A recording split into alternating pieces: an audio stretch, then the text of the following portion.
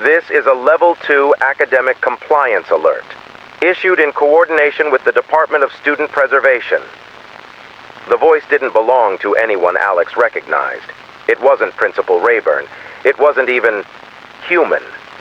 It came from the crackling intercom speaker above the whiteboard, cutting clean through the quiet routine of third-period homeroom.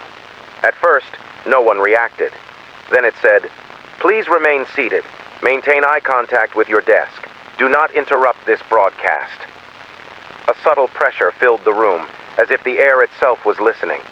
Alex stared at the grain in his wooden desk. He didn't blink. Around him, 27 students stiffened in synchronized silence. No one moved, not even Mrs. Weller. "You may have noticed something strange during class today." Yes, Alex had. The equation on the board was wrong. E equals sign MC5. He wasn't a genius, but he knew that wasn't right. Jacob, always quick to correct, raised his hand. He barely whispered, "Isn't that supposed to be squared?" Mrs. Weller turned. Her smile didn't reach her eyes. Then she continued the lesson, unfazed. Alex had watched her closely since then. She hadn't blinked once. "A wrong equation on the board. A historical date slightly off. Your teacher called you the wrong name and smiled when you corrected her." She'd called Alex Benjamin earlier that morning. He'd corrected her. Her response was a soft, prolonged smile and a blink that took nearly 3 seconds. "You thought she made a mistake." The voice cracked slightly through static. "She didn't." Something about that pause made Alex's stomach turn. She was testing who still thinks they're real. A dull ringing began in Alex's left ear. He looked around. No one else moved. Marissa's knuckles had gone white, gripping her desk. Tyler looked like he was trying not to breathe. "We regret to inform all students and staff that correction protocols have been suspended until further notice." Another student coughed. It echoed too long, like the room had grown larger. "You are no longer allowed to correct your teacher." The classroom lights flickered. Once, then again. Yes, even if she's completely wrong. Even if she tells you your hometown doesn't exist. Even if she writes numbers backward. Even if she starts speaking in a language no one has taught you. Yesterday, during World History, Mrs. Weller drew a map. The United States was missing. She pointed at a cluster of red lines and called it New Frontier. Alex had laughed. She had turned her head 45 degrees to the left, without moving her shoulders. He stopped laughing. "Because the truth is, that is no longer your teacher." The air changed. It wasn't colder, but something shifted. Like the classroom was a photograph, flat and false, and someone had started to peel back the edges. Reports have confirmed that all 9 classrooms under Sector B have experienced changes in instructional identity. Sector B. That was their hallway. Alex swallowed. Hard.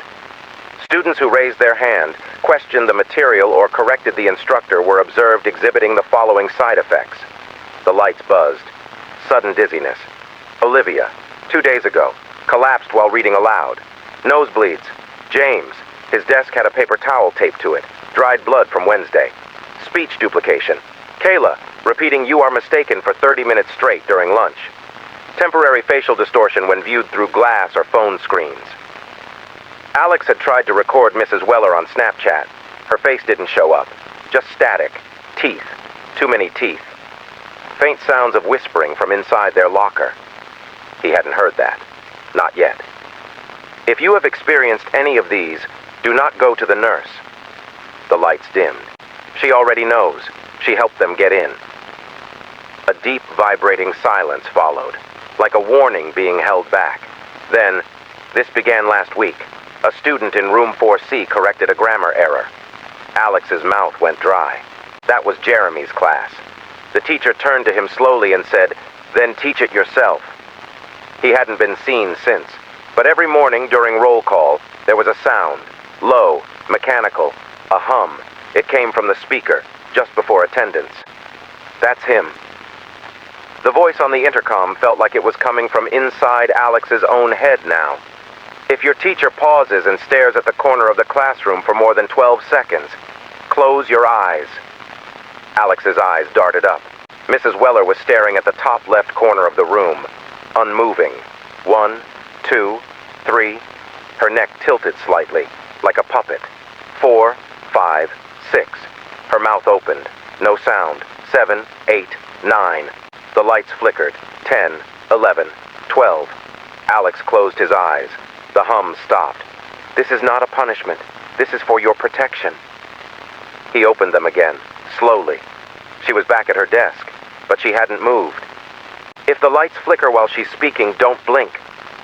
He stared forward, unblinking. If she writes your name without asking, erase it before she turns around. He looked up. On the board, Alexander J. His breath caught. He stood, moved too fast. The chairs squeaked in protest. He ran to the board and erased it, hands shaking. Her head turned as he finished. Too late, just in time. He couldn't tell. If she asks, would you like to correct me again? Say no, clearly, and never look away from her hands. Her hands twitched now, fingers tapping the desk in strange patterns, like Morse code, but broken. The voice dropped.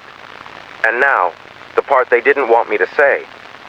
A low, static hiss bled through the intercom. What you weren't supposed to know. Alex couldn't breathe. The floor felt unstable beneath him. The classroom bent at the corners. She's not teaching the wrong answers. The alphabet on the wall was reversed. The posters were blank. The map was bleeding. She's teaching the new reality.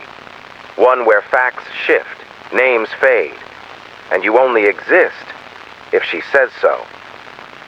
You thought this was just a mistake on the board. You thought you were being helpful. You failed the test. Alex looked up. Mrs. Weller was staring directly at him. Her smile widened. And she knows. The intercom clicked off. Silence. Mrs. Weller stood. Her lips didn't move, but her voice rang out. Resume a silence. The class didn't respond. Accept the lesson. A hum started again. Or be replaced by someone who will. Alex didn't blink, didn't speak, didn't breathe. Not until the clock ticked again, and time resumed. Alex didn't sleep. He sat in the dark of his bedroom, fully dressed, lights off, blanket untouched. The overhead bulb had flickered 3 times since sunset. He'd unscrewed it. It kept flickering anyway. At 2:13 a.m., a message appeared on his phone screen without notification. Tyler, check your yearbook, page 57. No greeting, no reply when Alex texted back. He pulled the dusty yearbook off his shelf. Page 57 was the group photo for room 4C. Jeremy should have been in the front row. Instead, there was static, a humanoid blur, like a glitched-out TV face, warped and stretched, half erased by the printer. His name, J3R-my-E. The rest, blacked out with thick gray ink. Alex closed the book, and for a long moment he just listened. There it was again. The humming. Faint. Not from the hallway, not outside, from inside the walls. Then 3 slow knocks. On the window. Alex lived on the 2nd floor. He didn't move, didn't breathe. A shape passed behind the curtain. Too tall, too still. The knocks didn't come again. But the humming continued, now inside his ears. The next morning, the classroom felt quieter, emptier.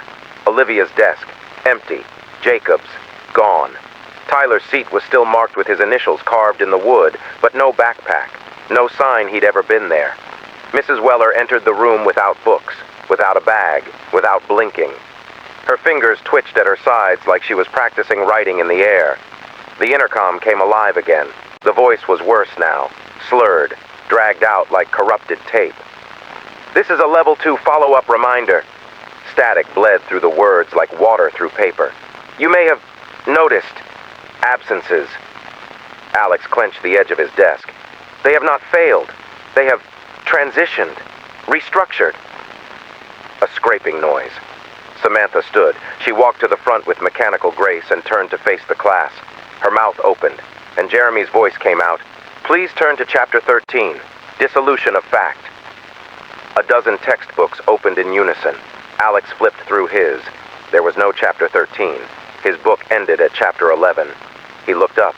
Samantha's eyes were milky white now, and still, Jeremy's voice echoed from her unmoving lips.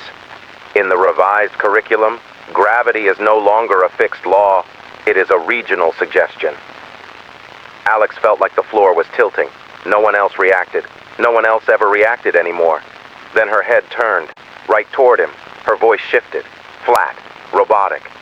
Alexander, you're resisting the transition. He stood up. No one looked at him, not even her. He bolted. Down the hallway. The nurse's door creaked open as he passed. He didn't stop. She was standing in the dark, smiling, eyes fully black, hands dripping something clear. He ran faster, down the stairs, but every floor was the same. Level 2, academic compliance in progress.